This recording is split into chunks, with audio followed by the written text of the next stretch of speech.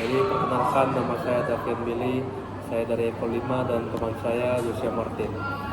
Jadi judul makalah kami adalah dampak inflasi pada perdagangan internasional di Indonesia. Jadi pada pendahuluan kami akan menjelaskan latar belakang terlebih dahulu. Jadi inflasi merupakan salah satu indikator ekonomi yang memiliki pengaruh signifikan terhadap kinerja perdagangan internasional suatu negara. Di Indonesia, inflasi yang terjadi akibat faktor internal maupun eksternal dapat mempengaruhi daya saing produk ekspor tanpa biaya impor dan stabilitas nilai tukar rupiah. Dalam beberapa tahun terakhir, dinamika ekonomi global seperti dengan geopolitik, gangguan rantai pasokan, dan kebijakan moneter di negara maju telah mendorong inflasi global ke tingkat yang lebih tinggi. Di Indonesia, dampak tersebut tercermin dalam kenaikan harga bahan baku impor dan biaya logistik yang mempererat sektor perdagangan internasional. Pada sisi ekspor, inflasi yang tinggi dapat menurunkan daya saing produk Indonesia di pasar global karena harga barang menjadi kurang kompetitif dibandingkan dengan negara lain. Sementara itu, pada sisi impor, depresiasi rupiah sebagai akibat inflasi dapat meningkatkan biaya impor bahan baku dan barang modal, sehingga memperburuk neraca perdagangan dan menekan aktivitas ekonomi domestik. Fenomena ini menuntut perhatian pemerintah dan pelaku ekonomi untuk menjaga stabilitas inflasi serta memitigasi dampaknya terhadap perdagangan internasional. Pengendalian inflasi melalui kebijakan moneter dan diversifikasi ekspor menjadi strategi penting untuk mempertahankan posisi Indonesia dalam perdagangan global. Nah, di sini rumusan masalahnya kami ada dua. Yang pertama, bagaimana inflasi di Indonesia mempengaruhi ekspor dan impor. Yang kedua, apa saja faktor-faktor yang memediasi hubungan antara inflasi dan perdagangan internasional di Indonesia. Kemudian tujuan penelitian ini ada tiga. Satu itu menganalisis secara mendalam pengaruh inflasi terhadap ekspor dan impor di Indonesia. Yang kedua, mengidentifikasi faktor-faktor lain yang berperan dalam mempengaruhi hubungan antara inflasi dan perdagangan internasional di Indonesia selain faktor internal. Yang ketiga, memberikan kontribusi pada pemahaman yang lebih baik mengenai dinamika perdagangan internasional di Indonesia dalam koneksi fluktuasi inflasi. Perkenalkan, nama saya Martin. Saya akan melanjutkan bab kedua, itu pembahasan. Kita masuk pada sejarah dan teori yang terkait. Pada masa penjajahan Belanda, Indonesia berfungsi sebagai eksportir bahan mentah, komoditas seperti karet, kopi, dan rempah-rempah. Inflasi terjadi ketika suplai uang meningkat tanpa diimbangi produksi. Selama masa pendudukan Jepang, inflasi melonjak akibat pencetakan uang besar-besaran untuk pembiayaan perang. Pada masa pasca kemerdekaan, inflasi sangat tinggi akibat ketidakstabilan ekonomi dan politik. Pada masa ini, perdagangan internasional di Indonesia mengalami defisit besar karena ketergantungan pada impor, sementara ekspor belum berkembang maksimal. Pada tahun 1965, Indonesia mencapai hyperinflasi hingga menyentuh angka lebih dari 16%. Namun pada masa Orde Baru, inflasi dapat ditekan dan ekspor mulai meningkat, terutama komoditas seperti minyak, gas, dan hasil bumi. Namun perdagangan internasional tetap menghadapi tantangan inflasi, terutama selama krisis moneter tahun 1997 sampai 1998, ketika inflasi kembali melonjak hingga 77% akibat depresiasi nilai tukar rupiah. Pada era reformasi, inflasi kini menjadi lebih terkendali dengan kisaran rata-rata 3-5% per tahun. Namun dinamika perdagangan internasional Indonesia sangat dipengaruhi oleh harga komoditas global dan nilai tukar rupiah. Setelah pandemi COVID-19, inflasi yang dipicu oleh gangguan rantai pasok global berdampak pada perdagangan internasional. Adapun teori-teori relevan dengan penelitian ini, berikut adalah teorinya. Yang pertama, teori kuantitas uang. Teori ini mengatakan bahwa inflasi terjadi ketika jumlah uang yang beredar meningkat lebih cepat dibandingkan pertumbuhan produksi. Yang kedua, teori Heckscher-Ohlin. Teori ini menyatakan bahwa negara cenderung mengekspor barang yang memanfaatkan faktor produksi yang melimpah. Lalu yang ketiga, teori neraca pembayaran. Neraca ini mengumumkan inflasi dengan defisit atau surplus dalam era neraca perdagangan.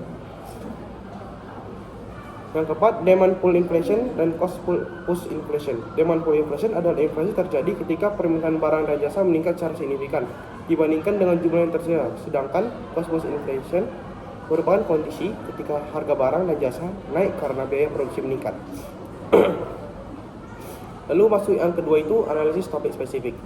Analisis topik spesifik dibagi menjadi 3 bagian. Yang pertama, pengertian dan konsep dasar. Inflasi adalah kenaikan harga barang dan jasa secara umum dalam suatu perekonomian. Selama periode waktu tertentu, inflasi dapat disebabkan oleh berbagai faktor, seperti meningkatnya biaya produksi atau tingginya permintaan barang dan jasa. Perdagangan internasional mengacu pada aktivitas ekspor dan impor barang serta jasa antara negara-negara. Perdagangan internasional sangat dipengaruhi oleh nilai tukar mata uang, daya saing harga, kebijakan ekonomi, dan tingkat inflasi. Lalu bagian kedua itu data dan fakta. Berdasarkan data dari BPS atau Badan Pusat Statistik menunjukkan bahwa inflasi Indonesia cenderung fluktuatif.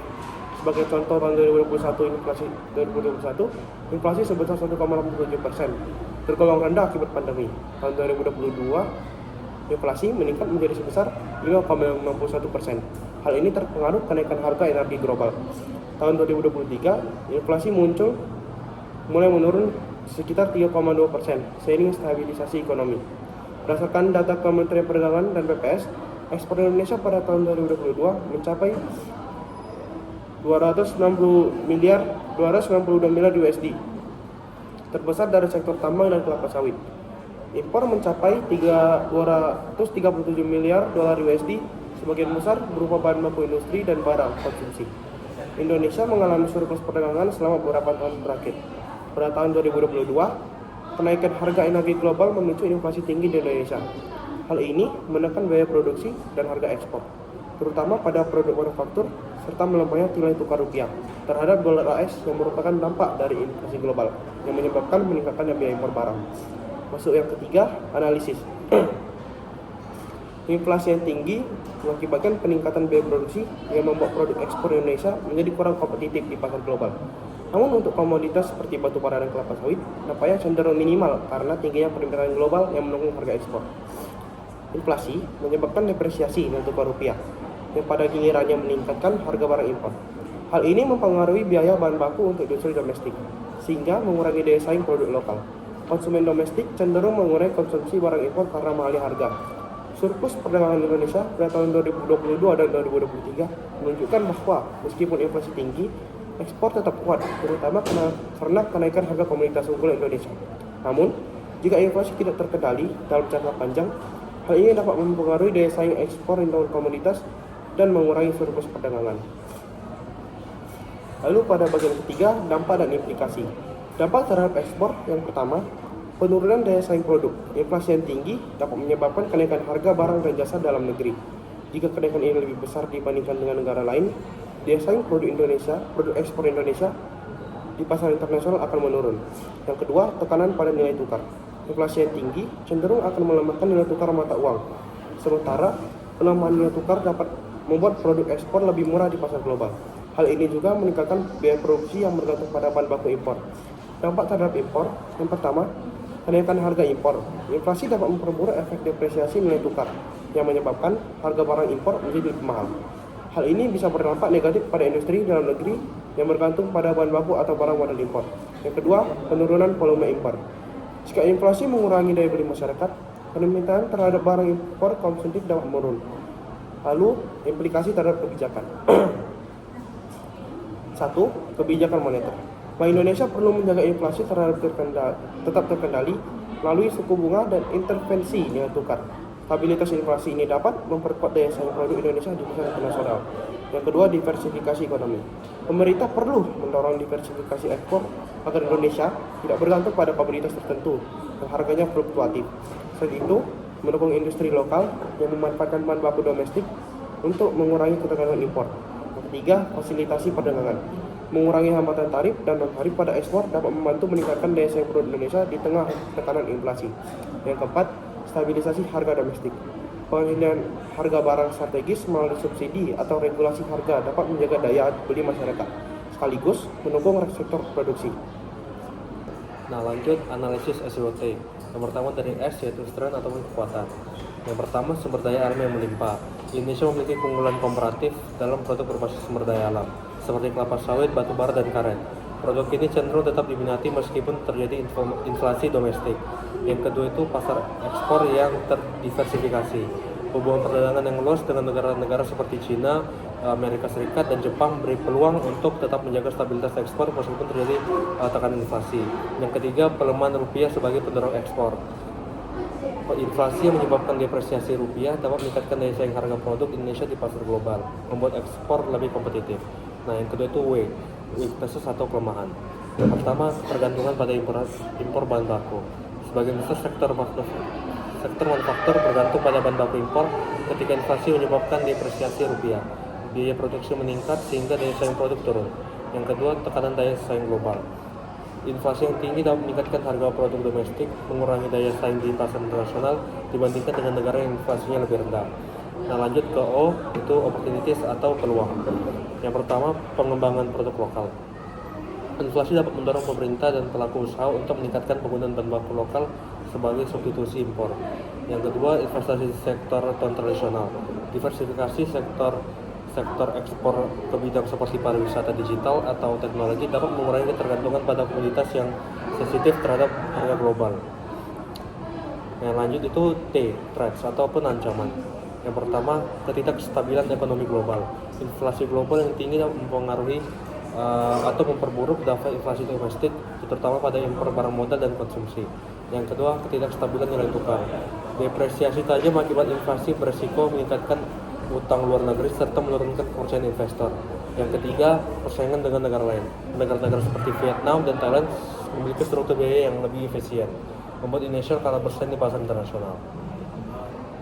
Nah, lanjut ke bab 3-nya yang berupa kesimpulan dan saran. Nah, kesimpulannya sendiri, inflasi mempengaruhi peran internasional Indonesia dalam meningkatkan biaya produksi ekspor dan harga barang impor. Komoditas unggulan seperti batu bara dan kelapa sawit tetap kuat di pasar global, tetapi ketergantungan pada impor bahan baku melemahkan daya saing produk manufaktur. Meskipun inflasi tinggi, surplus perdagangan tercapai berkat ekspor komoditas, tetapi Indonesia rentan terhadap fluktuasi harga global.